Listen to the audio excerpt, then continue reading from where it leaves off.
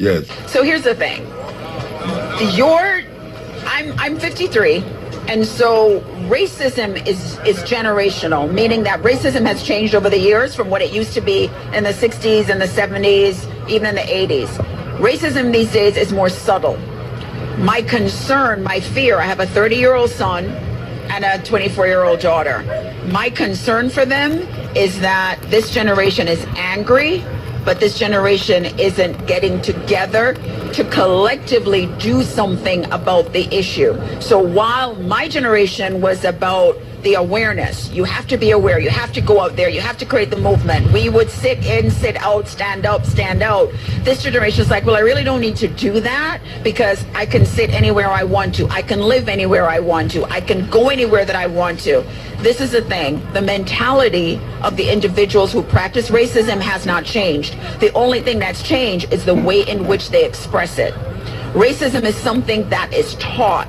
You are taught, don't like that person because they're black. If you look at two little children, 3, 4, 5 children playing in a park, they want to play because they're all little kids. They get older and they're told, no, you can't do this. Timmy can't play with Jaquanda. It just doesn't happen. Chica, get out of the road. This is New York. So the issue is that this generation needs to recognize, even though you think you can live anywhere, you try moving into an all-white neighborhood where they really don't want you, the cross will come. They will still burn it.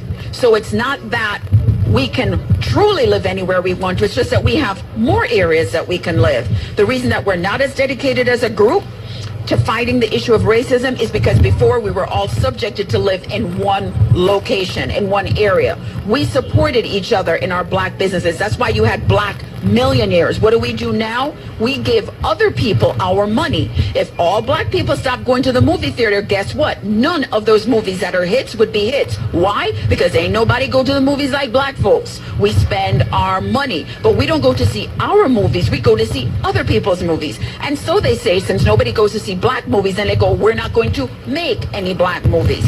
Back in the day when you could only go to the all-Negro theater, guess what? Everybody went. Everybody supported it. Now that we have choices, we've left our people behind. So my recommendation, my suggestion, my commitment, my prayer, my hope for your generation is love what you're doing, but you got to recognize that the power is in the numbers. The power is in doing it together. The power is in being a collective, cohesive unit, which we're not. Other races recognize that about us, and so from even a financial perspective of how we spend money, that's where the racism comes into play. They won't go into our stores, but they want our money.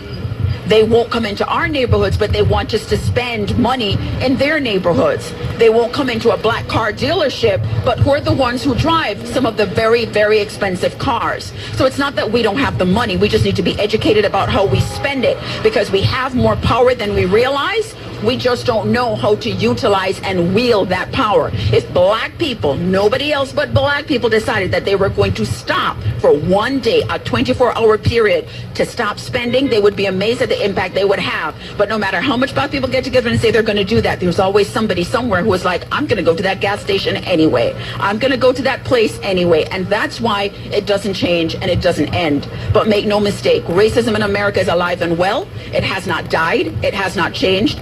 This experience that my daughter had 3 weeks ago in Stone Mountain shows me that there's a whole other generation of people out there proposing racism, supporting it. They truly believe in it. The next time you're in a mall and a white person bounces into you, see if they say sorry. They don't even see you. They don't know you're there. So it's not that they're being rude. Honestly, they don't see you.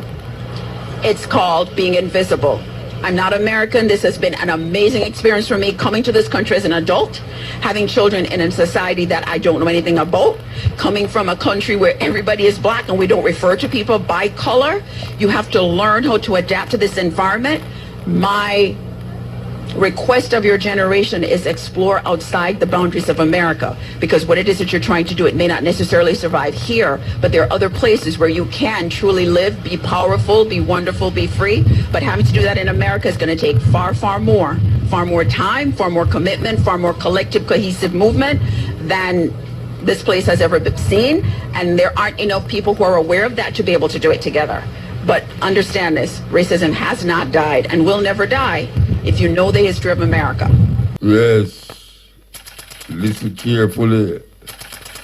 And you know there's a war taking place now in Ukraine. And the American government has given billions of dollars worth of weapons to the Ukrainians. And also, they have declared now that the Ukrainians have rights, not as citizens of America, but refugees. They can come to America just like that and given status in America. Yeah, man. White with white is all right. But when we have to learn as African people. Congo crisis, in a nutshell. Since 1996, over 6 million people have died in the Democratic Republic of the Congo, so that we, in the Western world, can benefit from its resources. Congo is extremely rich in gold, diamonds, copper, cobalt, tin, uranium, coltan, and many other precious minerals. Congo has 64% of the Earth's coltan, a precious mineral that is needed for our modern electronics like iPhones, iPads, computers, laptops, PlayStations, Xboxes, Nintendos, jet engines, inkjet printers, and the list goes on and on. In 1946, the Strategic Minerals Stockpiling Act was passed to obtain and stockpile cobalt. With the largest reserves of cobalt on the planet, Congo was targeted. Cobalt is a strategic and critical mineral that is essential for our aerospace, military, and defense industries. As the United States and the United Kingdom provide financial aid and military aid to countries such as Rwanda and Uganda, these neighboring countries plunder Congo's natural resources as the death toll rises. In 4 studies, the United Nations implicated multinational companies in sourcing coltan from Congo, stating that these companies serve as the engine of the conflict in the DRC. As the world benefits from Congo's riches, Congolese men, women, and children continue to be raped, tortured, starved, displaced, and killed. In 2010, a leaked United Nations report cited crimes of genocide may have been committed by the Rwandan troops. There is very little media coverage on what is actually happening in Congo. When Congo is covered by the media, it is often about rebel groups committing mass atrocities.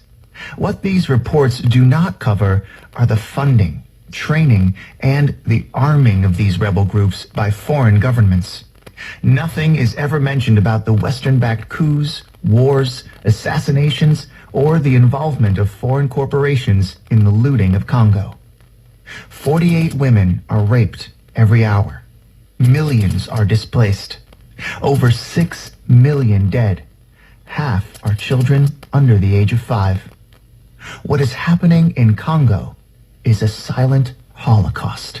The informative information presented in this video is motivational and is positively aimed at inspiring, educating and entertaining the viewers with the cutting edge of critical reasoning. If you enjoy the contents on the Black Radar YouTube channel, please consider subscribing to show your support.